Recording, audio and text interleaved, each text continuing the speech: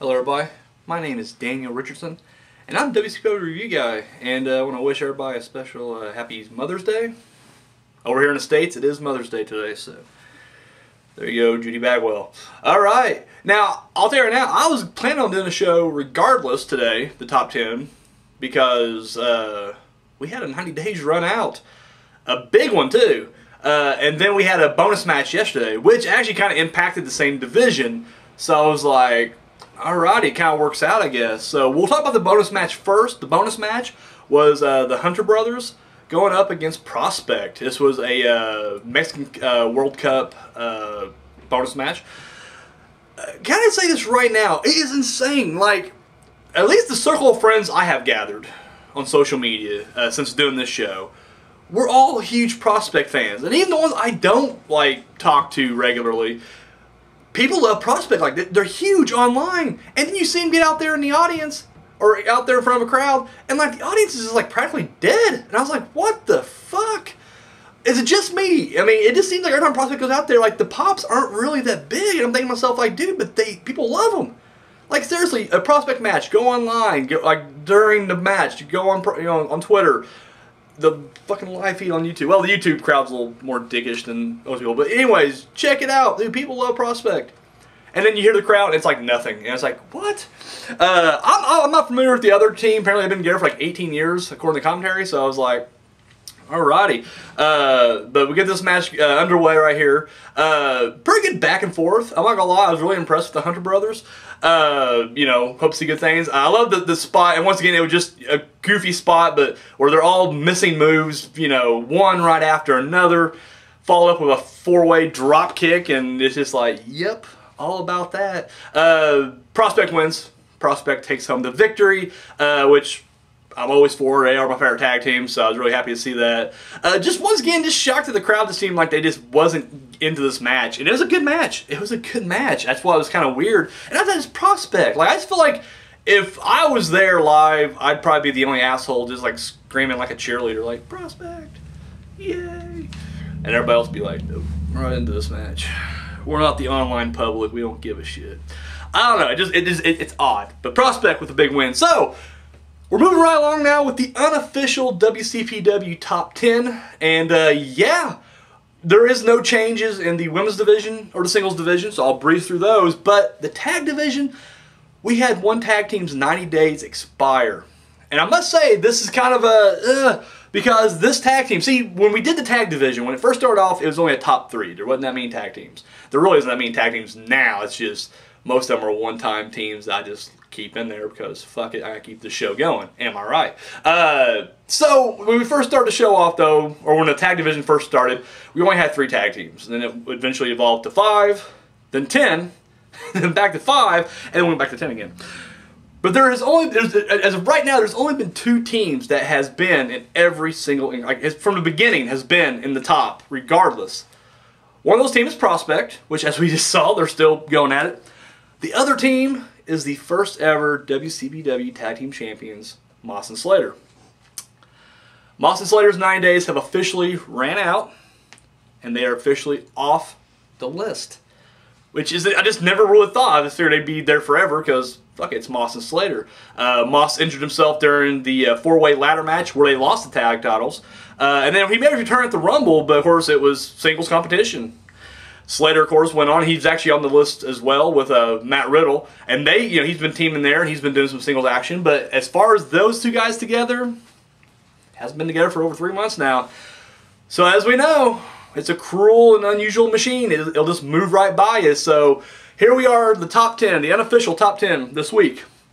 At number 10, new to the list. This is ridiculous. At number 10, Drake and James R. Kennedy. Remember that tag team? They teamed up. Number 9, up a spot from last week, the Young Bucks. Number 8, up a spot from last week, Kelly Six and Ashley Dunn.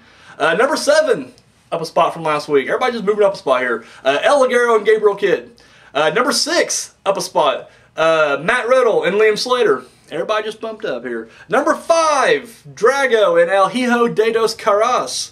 At number 4, up a spot, The Prestige. Of course, I'm talking about the Joe Hendry BT Gunn combo. At number 3 for 5 weeks running, the other half of Prestige, Joe Coffey, Travis Banks. At number 2, they have bumped up 2 spots from last week. And then, of course, they just had this, win over the Hunter brothers. Talk about Prospect, baby. Talking about Prospect coming back up the mountain. And at number 1 for 9 weeks running, they are the current WCPW Tag Team Champions. I'm talking about the Swords of Essex. So, congratulations, Swords, for your number 1 spot, being the unofficial and official top tag team in WCPW. Women's division at number 5, 5 weeks running, Atlanta, Austin. At number 4, 5 weeks running, Little Miss Roxy. At number 3, 9 weeks running, Nixon Newell. At number 2, 9 weeks running, Viper.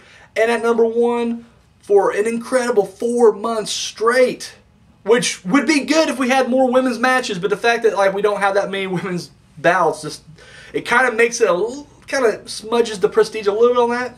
Pardon the pun. She is the WCPW Women's Champion, B. Priestley. We need more tag matches. We need more women's matches. Damn it.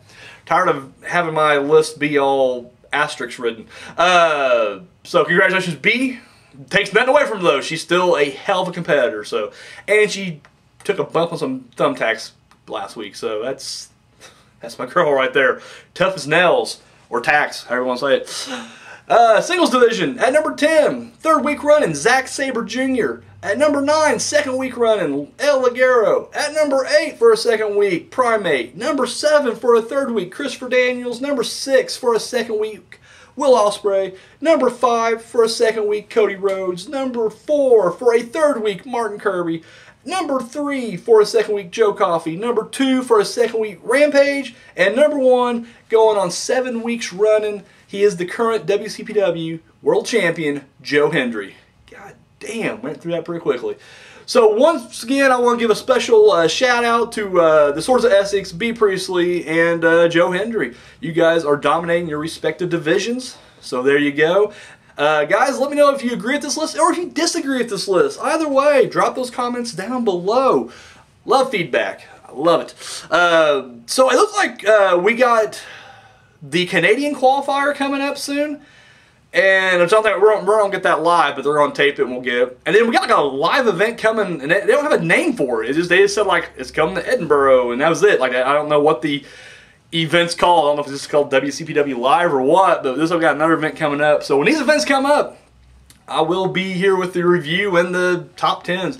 Probably won't be able to watch either live. I think the Canadian will be on, Canadian qualifier will be a Friday, which Fridays are just the worst day in the week for me. As far as watching it live, I got stuff to do after I get off work. I know, I wish this was my full-time job, but it's not. And then of course, I'm actually attending my little cousin's graduation. She's graduating high school on the Saturday that the big event's coming out. So I'm missing that one as well. But once again, I'll catch both of them in their encore stages, I guess, on the What Culture Extra, which is why I'm glad I have What Culture Extra. Except for the Canadian qualifier. That'll be on YouTube. Either way, right? So yeah, but won't be able to tweet live during those, but yeah, I will check them out. So that's all I got, guys. Thank you for watching. Share and subscribe if you haven't already. Show this video. Where's it at? Where's it at? Where are you coming from? Which side are you? Oh, you're over there! Some of that thumb and love. And of course, Facebook, Twitter, Instagram.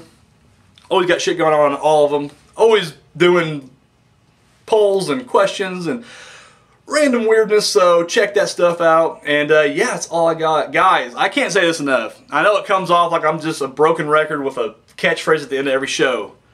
But believe me, look inside this deep, dark heart here. Thank you. Thank you so much for watching. Like, seriously, I always wonder, like, would I still be doing this show if only like 2 people were tuning in? And sadly, I think the answer is yes. But it makes me feel so much better knowing that there's actually an audience watching me run my mouth in my cheap suit. Words can't express it. It really can't. So, guys, I love you. Thank you. That's all I got, guys. Thank you so much for watching. Until next time.